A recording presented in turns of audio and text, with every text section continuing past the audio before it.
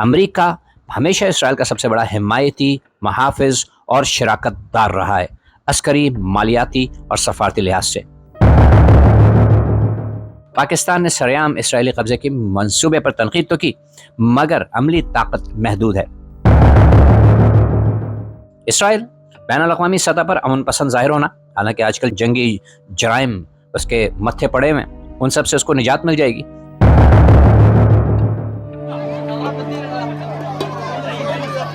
خواتین و حضرات، السلام علیکم۔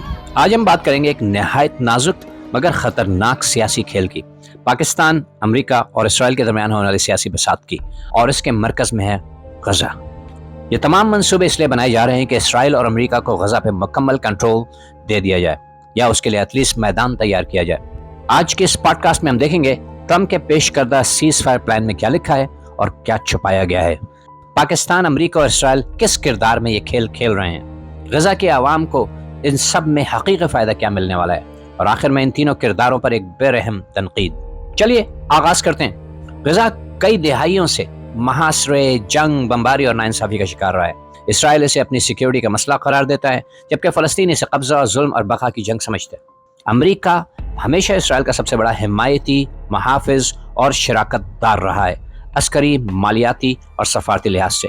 پاکستان جغرافیائی طور پر دور ہے، مگر ہمیشہ فلسطینیوں کے حق میں بیانات دے کر عالم اسلام میں اخلاقی مقام بنانے کی کوشش کرتا رہا ہے، مگر عمل اور بیانات میں بڑا فرق رہا ہے۔ حالیہ منظر نامے کے تحت ستمبر 2025 میں ڈونلڈ ٹرمپ نے اسرائیلی وزیر اعظم نیتن یاہو کے ساتھ مل کر غزہ کے لیے ایک 20 نکاتی سیز فائر امن منصوبہ پیش کیا۔ اس کے اہم نکات: دونوں فریقین کی رضامندی سے فوری جنگ بندی، قیدیوں اور یرغمالیوں کا تبادلہ 72 گھنٹوں میں، حماس کے عسکری ڈھانچے کو مکمل طور پر مٹا دینا، ایک غیر منتخب غیر ملکی نگرانی میں ٹیکنوکریٹ حکومت کا قیام، تعمیر نو کے وعدے اور بیرونی سرمایہ کاری کا لالچ، فلسطینی ریاست کے قیام کا مبہم سے وعدہ، اور اگر وہ شرائط پوری کریں تب۔ اصل اختیار فیصلوں کا امریکہ، اسرائیل اور بیرونی طاقتوں کے ہاتھ میں رہتا ہے۔ حماس کو اس منصوبے میں باقاعدہ شریک ہی نہیں کیا گیا۔ خطے کے ممالک بشمول پاکستان نے منصوبے کا خیر مقدم کیا یا مشروط تعاون کی بات کی۔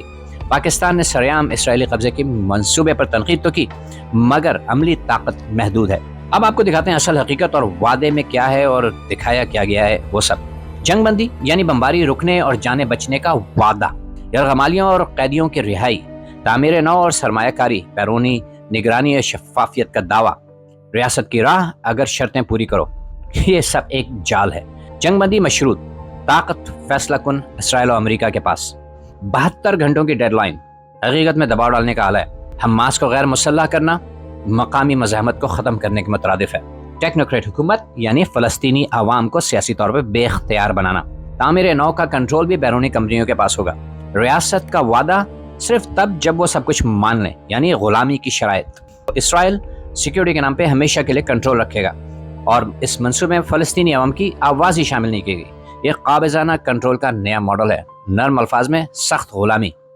اب بات کرتے ہیں تینوں ممالک کے کردار کی۔ امریکہ اس منصوبے کا معمار، ضامن، نگران اور نافذ کنندہ۔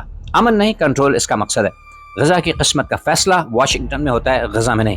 اسرائیل بین الاقوامی سطح پر امن پسند ظاہر ہونا، حالانکہ آج کل جنگی جرائم اس کے متھے پڑے ہوئے ہیں، ان سب سے اس کو نجات مل جائے گی، امن پسند کے طور پہ سامنے آئے گا۔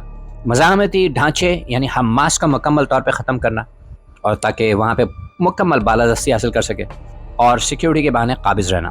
اب پاکستان کا کردار: زبانی بیانات عملی اثر نہ ہونے کے برابر، اخلاقی موقف ہے، بیان وغیرہ داغتے رہتے ہیں، مگر عالمی سفارتکاری میں وزن کمزور۔ امریکہ کے منصوبے کو استقبالیہ تعاون دے کر بالواسطہ اس کھیل کو جواز دینا۔ تینوں ممالک ایکچولی اس کے فریق نہیں، اسکرپٹ رائٹرز ہیں۔ یہ منصوبہ امن نہیں، نو آبادیاتی کنٹرول کا نیا چہرہ ہے۔ غزہ کو خود مختاری نہیں دی جا رہی، بلکہ اسے عالمی بورڈ اور غیر ملکی طاقتوں کے حوالے کیا جا رہا ہے۔ غزہ کو ایک لیبارٹری بنا دیا گیا ہے جہاں طاقتور اپنی پالیسی آزماتے ہیں اور کمزور قیمت چکاتے ہیں۔ جو انکار کرے وہ انتہا پسند کہلاتا ہے۔ امریکہ، اسرائیل کہتے ہیں کہ ہم امن لائیں، مگر اصل میں وہ غلامی کا معاہدہ لائیں۔ پاکستان کے بیانات کاغذ پہ اچھے لگتے ہیں، مگر عملی دباؤ نہ ہونے کے برابر ہے۔ یہ منصوبہ انسانی حقوق پہ نہیں بلکہ شرائط پر بنایا گیا ہے۔ امن بورڈ اور ٹیکنوکریٹ حکومت، ان کی وفاداری غزہ سے نہیں بلکہ ان طاقتوں سے ہوگی جنہوں نے انہیں مقرر کیا، اور اگر یہ منصوبہ ناکام ہوا تو الزام فلسطینیوں پر ہی آئے گا، اور پھر دوبارہ بمباری اور دوبارہ قبضہ، اور دنیا کہے گی دیکھو یہ امن نہیں چاہتے۔ اچھا، غزہ کے عوام کیا چاہتے ہیں اور کیا مانگنا چاہتے ہیں؟ وہ مکمل خود مختاری چاہتے ہیں، حق خود ارادیت، तमाम सियासी क़ुव्वतों को शामिल किया जाए हमास समेत, और गैर मशरूत जंग बंदी, पहले जंग रोकी जाए, मुज़ाकरात बाद में। तामीर नौ में गज़ा का बराह रास्त कंट्रोल होना चाहिए, और जंगी जराइम पर इंसाफ और हिसाब किताब हो। एहतसाब ना हो तो फिर फ़ायदा क्या इन सब चीज़ों का। ये जो इन्होंने 60-70 हज़ार लोगों को मारा है, मलबे तले दफनाया है, उसका हिसाब किताब कौन देगा? उस पर भी तो बात होनी चाहिए। इसमें कोई ऐसी शर्त नहीं है कि उस पर बात हो। और पाकिस्तान जैसे ममालिक को सिर्फ तकरीरें नहीं बल्कि सफारती माशरी दबाव डालना चाहिए।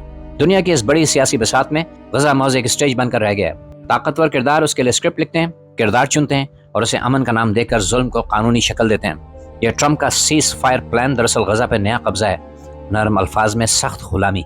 अगर गज़ा को आज़ादी हासिल करनी है तो सबसे पहले इसके अवाम की आवाज़ को मरकज़ी हैसियत देनी होगी, ना कि इन ताकतों को जिन्होंने हमेशा इसकी ज़मीन को अपने मफाद के लिए इस्तेमाल किया। यमन नहीं, ये ताकत का खेल है, और अब वक्त आ गया है कि हम इस खेल को पहचानें और बेनकाब करें। देखते रहिए देसी लाउड स्पीकर, सच्चाई को आप तक पहुँचाने वाला वाहिद ज़रिया। अल्लाह हाफिज़।